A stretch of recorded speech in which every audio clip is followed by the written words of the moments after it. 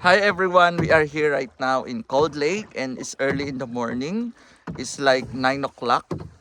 So right now the river is so peaceful and we're having a great adventure riding in this kind of boat. Look at this. And so amazing because we'll be able to experience even a very cold morning to ride this certain boat, and it's so amazing. Look at the nature, it's so peaceful.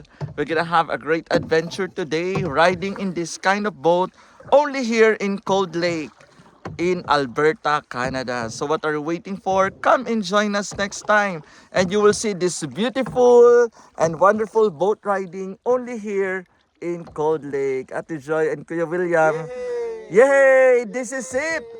After how many days of waiting, we are now here in the middle of the lake. So peaceful, no rain, and no strong winds. So remember everyone, it's always possible to travel around the world only through the power of God. Bye-bye everyone. See you.